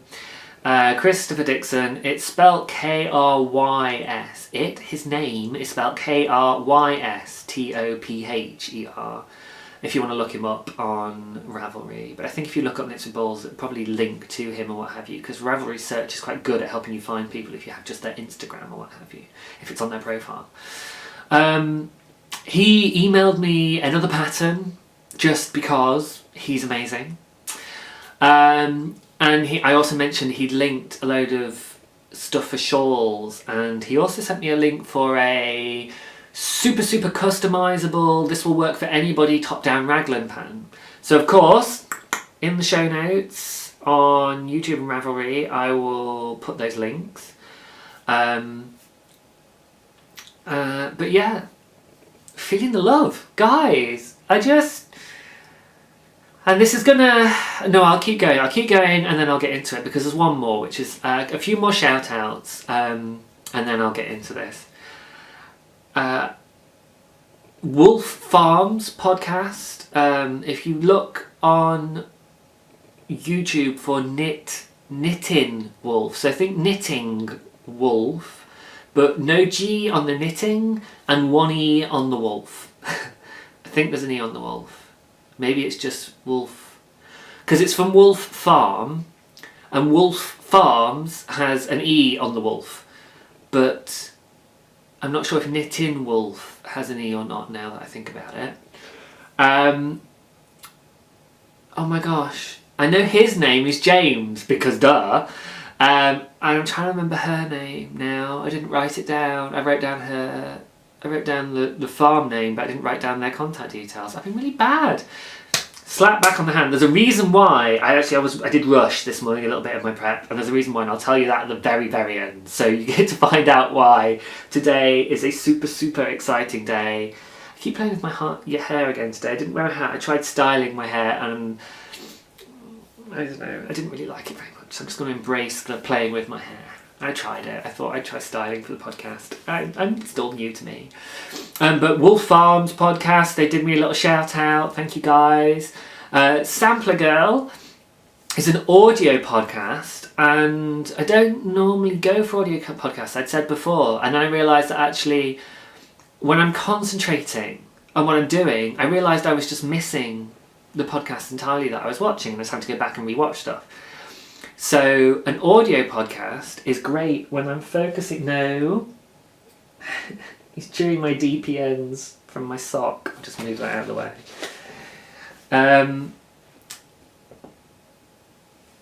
You settled in there on my lovely yarn, super soft and squishy. So I thought, well, I'll try an audio podcast whilst I'm knitting the shawl, because the shawl has an interesting construction, short rows and other things. I don't think I'm giving anything away. I think that's been said before. Sorry, Josh, if it is. But it's got a really cool construction. You should go and check out Josh's stuff and buy his designs, so I don't feel bad. And because they're awesome and you'll want to knit them. But I was doing that whilst listening to her podcast. And I really liked that, which means now audio podcasts have opened, so it's a whole other set of podcasts for me to listen to. And she happened to do a little shout out for me as well. So yay! Thank you, Sampler Girl. Again, I haven't written down people's real names and stuff. I just scribbled down Sampler Girl when I was listening, and then I haven't checked out people's details. I'm so sorry. This is really bad, because I'm a big fan of sort of sharing the love, not just in the podcast, but like saying people's names, getting to know people. I want to connect with you guys through this, as I said that in the first episode. So the guys that have given me shout outs, like, I want to not just say thank you, but actually start to get conversation going. And of course I should know your name if I'm going to do that, so apologies. I will check you guys out, and over time, you know, it doesn't have to happen now, it's only episode 3. And then finally, I think I said this one already, Smells Like Yarn Ross did me, I can't remember why I think I did that already, but in my brain I said Ross from Smells Like Yarn already. But anyway, he did a shout out. Oh yes, because of the Stash Love section, there you go. And I had this really nagging feeling that out of the, I mean, it's got to be 20, 30 podcasts, and I haven't even got through all of them since last week's I've listened to. I'm going to have to get more organised on this, guys. I'm working it out, yeah, and there might be a few that fall by the wayside, but I don't want there to be. Stop playing with your hair, James, just because you can see it.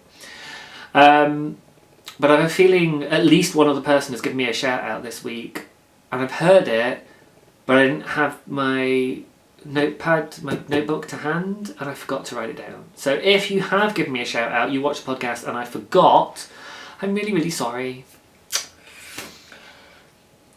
Poke me, send me a message. I will. Chris did, and I kind of took the piss out of him for it, but actually, you know what?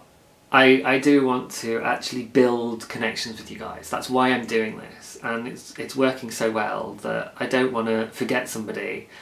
So if you gave me a shout out and I've missed it, pop me a note. And do, if you have a Ravelry post and you're shouting me out, smart link me so that I get a message, because it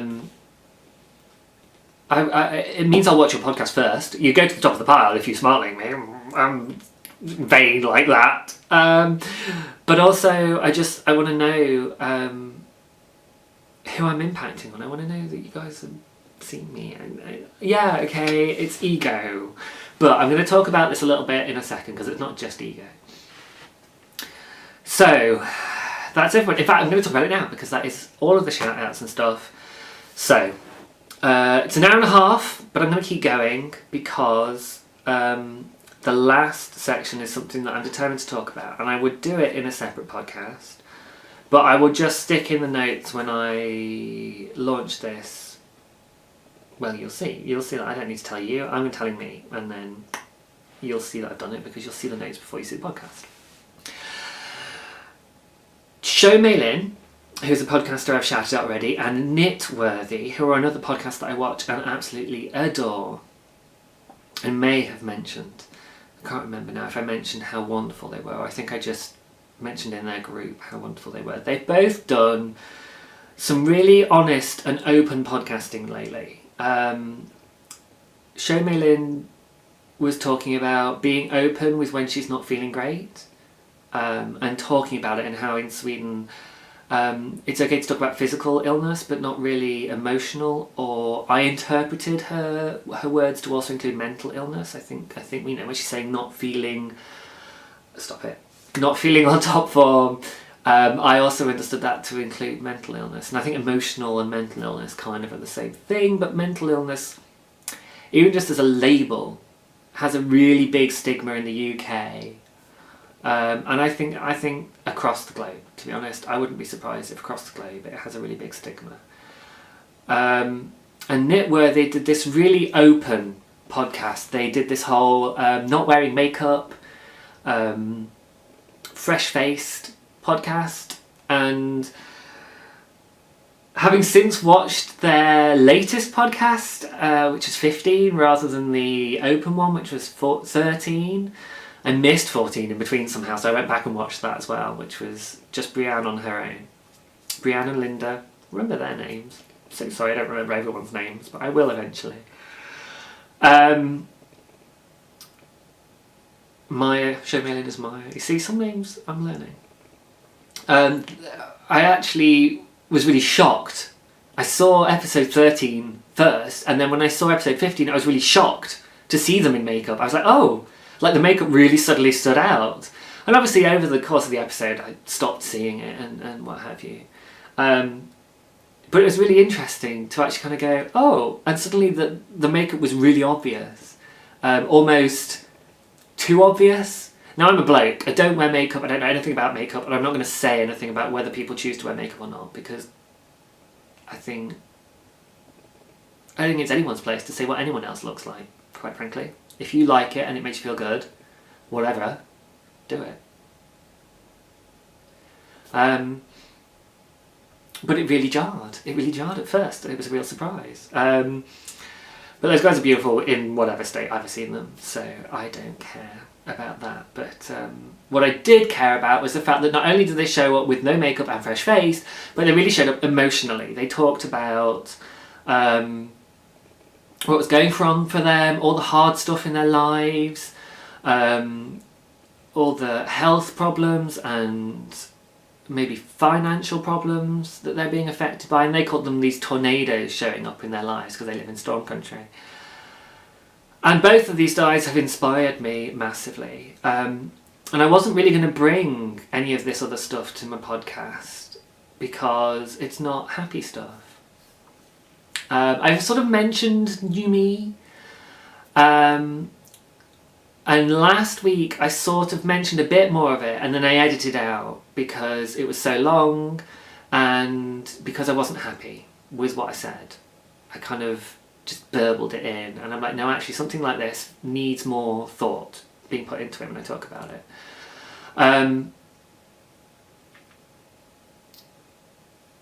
Yeah, I don't know. I think that's a way more intro than it needed.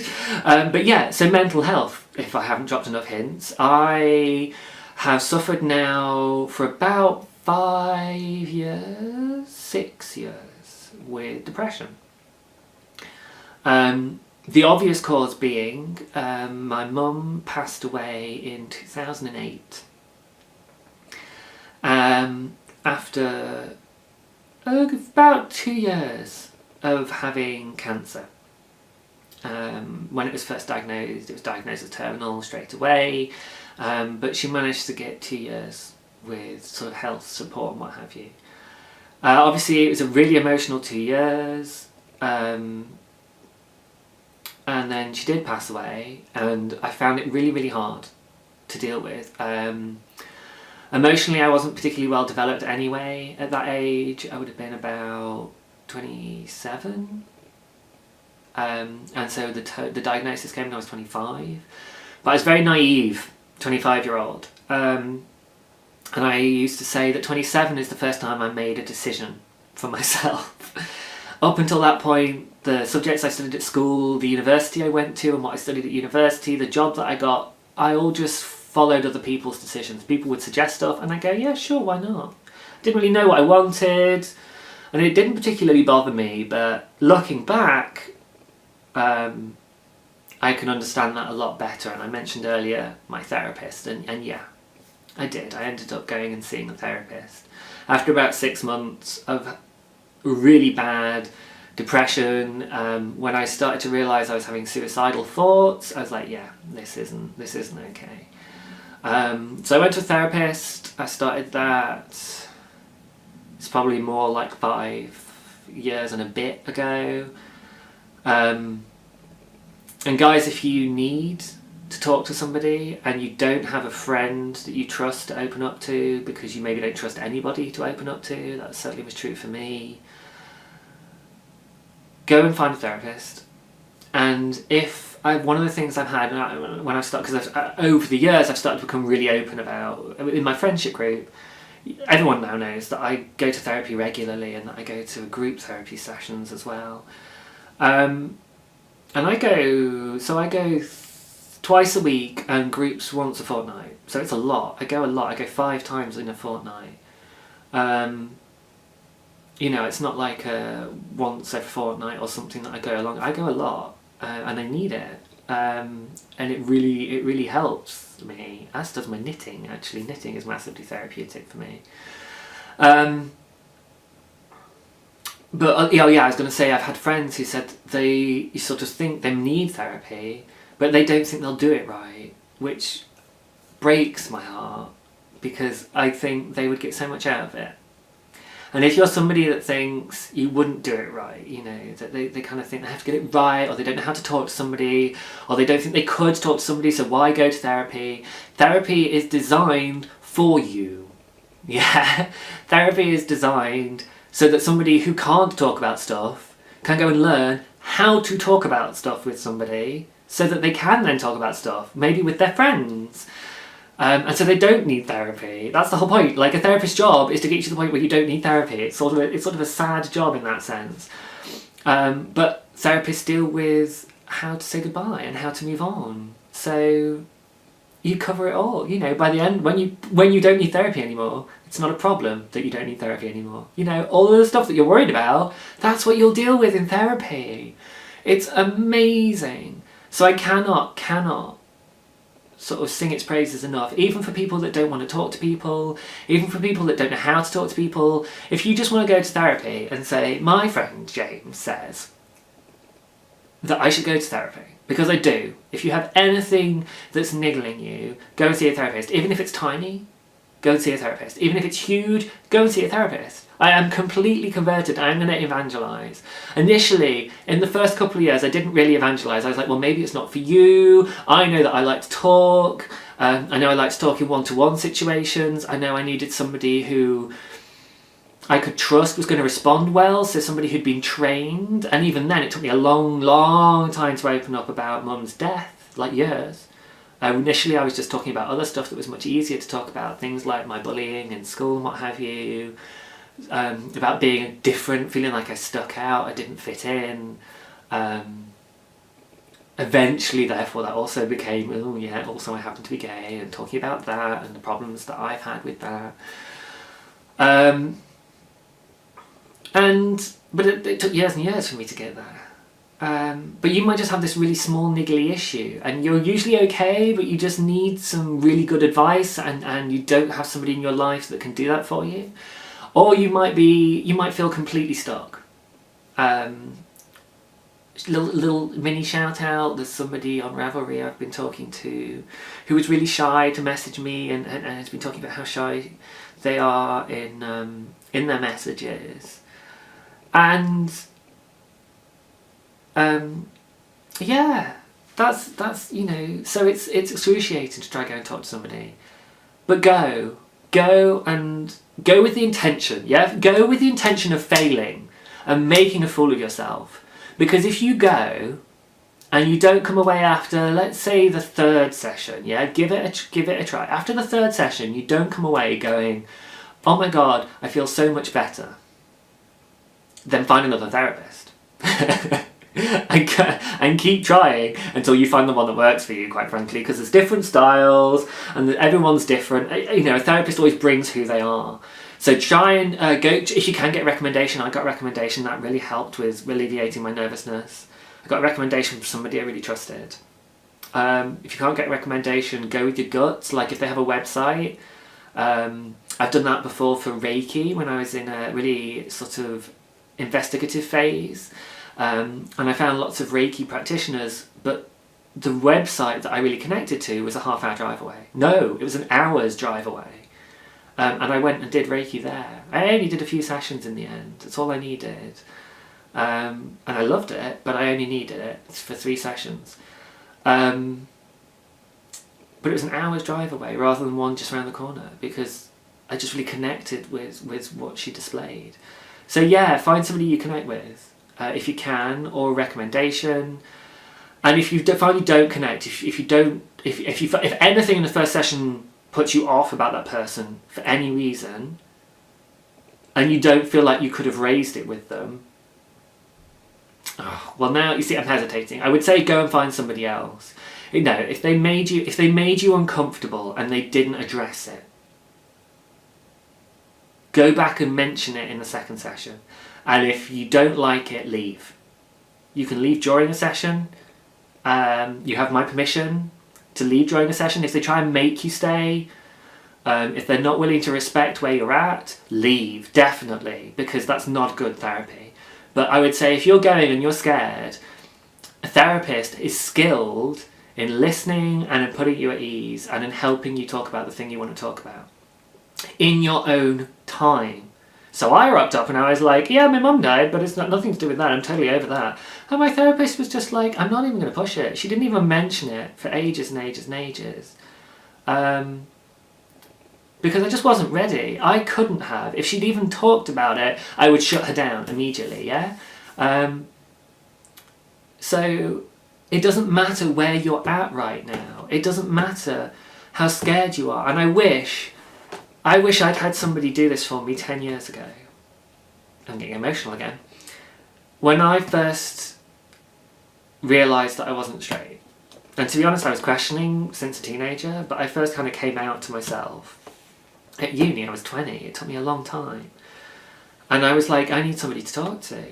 And I really felt like there wasn't anybody at the university I could trust, because my attendance and stuff, everything went downhill, because I was just like, whoa, this huge like wrecking ball just came into my life. And I was reassessing everything. Like, why am I doing this degree? What do I want to do? Who am I? So I got a warning from my academic department saying, you haven't been doing homeworks, you haven't been attending tutorials, you'll get kicked out if you don't book your idea or come in for an interview. So I went in and I said I've been having personal problems. They didn't care. They were just like, sign this bit of paper that says you're okay now, which basically says you can't then use that as an excuse later. And I'm like, fine, I'll come up with another excuse. It's not an excuse, guys. People are people. They have emotional shit. It happens. But I signed a bit of paper and I attended one tutorial and I think I did one piece of homework and screw it. I passed the exams fine because I'm smart, thank God. But, you know, to be able to do that. And what was I saying? Yeah, but I got such a standoffish feeling, and then my college, because it's collegiate, I went to Durham University and their collegiate system. So a person from my college got in touch and just said, you know, oh, we're aware your department's been in touch, you know, we'd love you to come and talk to us. But I went in, and you know when you just get a read on somebody, and this is what I was talking about with the therapist. I walked in, I sat down, and I was just like, I am not comfortable. I do not trust you. I don't want to tell you anything. And part of that was because it felt like it was they're fulfilling a requirement. Like, oh, we have to be seen to be looking after students, so, you know, look, we provide this counselling service. It's like, no, No, you don't. That's not how it works, people. I mean, yeah, they did have a counselling service, and this is where this I'm rambling too much now, so I'm going to check myself a bit. But basically, I didn't trust any of them. I didn't trust the university people. So although there was this free counselling service for students, I didn't trust them enough to try and go down and make an appointment. And I didn't have anybody I trust talking about it. And there was nothing kind of going, hi guys, come and talk to us. You know, they didn't come out to college meetings or anything. They didn't introduce themselves. So you had no idea who you were going to meet. I mean, come on. So this is what you need. So if you are thinking about anything, and I wish I'd had somebody do this for me. That's what I said, wasn't it? Do it. Please, please, please, please, please. Whatever you need to get yourself through it. Do it by phone to start with. Yeah, the people will do that. My therapist does do some, and certainly maybe, like, you know, pay for a session, but do that session by phone so that you can, and do it on the understanding, sort of say, I need to see whether or not I can handle talking to you. I need to see if I can handle it. I'm not even going to necessarily talk, like, do a whole session on whether or not you can handle therapy. Because a therapist will be able to talk to you about that and be able to talk you through it and help you deal with it and help you deal with what comes up for you when you think about doing it. So if you manage to get to just phone them, awesome. If you need somebody to go with you, that's totally cool. Honestly, whatever you think of that you need to go to therapy, do it. And if for some reason somebody doesn't like it, leave that therapist alone. Do not touch them with a barge pole, because a good therapist will accept you as you are. Yeah? They will just let you bring what you need to bring. That includes kittens. Mine was like, you can bring your kitten if you want. Books, clothes, blankets, food, drink, all of this stuff. If you need something to get you in that room and talking to somebody, do it. And you might not need it forever, but don't worry about it. Just do what you need. Because yeah. Oh, I'm burbling on about this. Because I really, really, really, really, really, really, really believe in people getting the support that they need. And I know that I couldn't even reach out to the people in my life that love me. And I couldn't see a lot of people in my life that love me. Friends, I just couldn't believe that they were my friends. So when I talk about people connecting and doing stuff for me and I get emotional, there's years of healing that's happening in that as well. Years of hurt that's being healed in a lot of that. So you guys are awesome. Thank you so much for being the wonderful people you are. And thank you to my therapist for getting me to the stage where I can do this podcast and connect with people and feel this love. It is amazing. Okay, I don't really think there's anything much more to say about that. I suppose I'll add that after a few years of therapy I did decide to also go on some medication, and I then increased the amount of medication so that it helped properly. That has been a godsend, and the medication is really supporting my therapy. My doctor was great. She was saying that she really believes in the medication helping to support the work that you're doing through therapy. She has a very scientific approach, obviously, and she was just talking about levels of chemical in the brain, and that my medication helps me to maintain levels of certain chemicals that were getting used up by the grieving and then the therapy process. Yeah? My brain was using these emotionally processing chemicals to try and deal with my grief, or suppress my grief more accurately, and to try and then deal with what I was bringing up again in therapy. I was doing a massive emotional stuff. Like, your everyday emotions, your brain can handle it, but when you have something big happen, you can't. Your body doesn't generate enough of it. And the medication I wish I'd started that sooner, but again, I wasn't ready for it, so, you know, you come to things as you come to them. But I have zero problem now I will evangelise on therapy and on medication. There's obviously provisos around medication. You've got to get stuff that suits you. You may have to try different things. Don't just medicate yourself and not do the work. Yeah, that's a pet peeve of mine.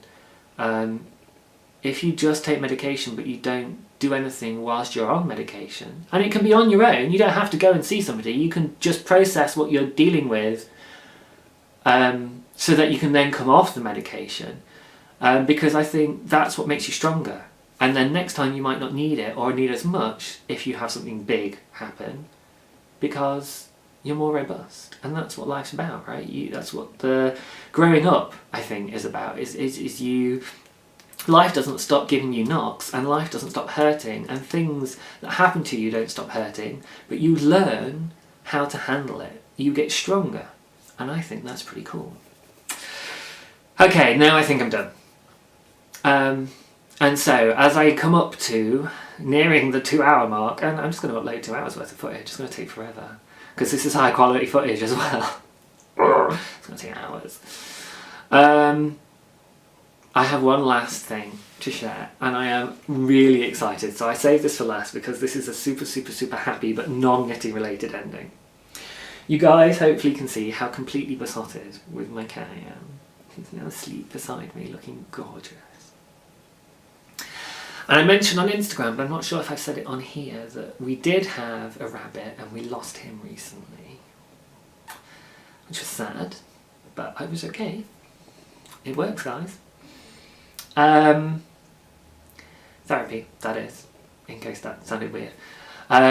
Therapy works. So I was really okay, grieved my rabbit. And my other half was, the way it works is my other half is, he's really into rabbits and I'm really into cats. So he got rabbits originally and sort of he looked after them. And then when I felt I was ready to look after a pet, because clearly I have to learn to look after myself first, I got a cat, or at least start to learn to look after myself first. And so I looked after the cat, he looks after the rabbits. Both rabbits have since passed away, because we've got our first one 9 years ago, and the first one was a little bit of a run to the litter anyway, but you know, rabbits don't live very long, sort of. I think 10 years is old for a rabbit, and yeah, so I think ours were 5 and 7 when they passed, and they both sort of passed very suddenly, which is what rabbits do. They hide that they're not well, and then they'll suddenly drop very quickly, and there's very little you can do. So rabbits are very, they teach you about loss. Whereas cats are supposed to be a bit more long-lived, and I'm like, yes, my cat is going to be around for many years to come. But my other half has fallen in love with Rory as well, and said he wasn't ready for another rabbit just yet, but would like another little fluff to love. So today we are going to Cats Protection League near us to pick up a new kitten. Oh, I told you today was the best day ever, right? So we're going to have a new little kitten come and join us. He is black and white. I haven't met him yet. My other half went down to the shelter at the weekend when I was busy. And just texted me going, "You love me, right?" And I thought when he said that, he was bringing a cat home. But no, he's just reserved one. So I was a bit disappointed, actually. But yeah, so he's black and white. I'm going to go and meet him and collect him today. And he's about the same age and at the same stage in terms of all his vaccinations and stuff and his kitten development. Well, obviously because he's the same age, I guess, as Rory was when we got him, because he was an adoption through a mutual friend. That mutual friend knew that I was thinking about getting a cat and thought that a Ginger Tom would be a perfect cat for me, and had a friend that couldn't look after it. They got a kitten and then realised that their circumstances changed, or that they just realised that they weren't able to look after a kitten. I'm not entirely sure, but they were then looking to rehome him, and my mutual friend was just like, perfect, and brought the kitten over to me, and we got Rory. So yes, so this little kitten has a name already, but we don't particularly like it, so that name is not going to be recorded. And we are looking at names already, and there's some idea. Rory, his name is actually spelled R-U-A-I-R-I with an accent. It's the Irish spelling, and it's to do with a red-headed king. And Rory's obviously ginger, and he's our little prince, king of the house. So it seemed very appropriate. And my partner and I also are both half Irish, so there's that sort of heritage connection. And we're going to sort of probably give a similar name to the new kitten. So the top vote at the moment is Killian. And I need to meet him first and play with him for a bit, because I don't let pet names set until I've got to know them, because I really feel that the name has to reflect something. So I think that's also true of babies. I think it's totally cool to have babies not have names until you sort of have lived with them for a little while. And obviously babies and kittens, maybe babies even more so, like babies don't really develop personality for months, I don't think. Whereas kittens have personality pretty quickly. But yeah, it's something about being with them before you give them a name. So yeah. But yeah, so that's my really exciting bit for today, and my time is just sort of going a couple of minutes under 2 hours, so it feels like it's a nice time to wrap up. Thank you guys again. For those of you who have watched the end, thank you particularly for your feedback saying that you love the long podcast and you're totally happy with me going on and on and on and on and on. So this is for you and for me as well, because I love doing this and I can quite happily spend 2 hours doing it. And if you've watched this in sections, thank you for working your way through it. And if there are viewers who don't make it all the way to the end, then we don't mind, do we? So yeah, so I'm going to go and tidy all my stuff away, and then I'm going to go and pick up my kitty. And then I'm going to start thinking about what I'm going to show you next week. I love you guys so much, seriously. I'm probably going to have a little cry again, because I really, really, really appreciate the amount of love that I have felt back from you all, and the connections that I've made through Instagram and through this and through my knitting. So yeah, with that I think I shall say goodbye.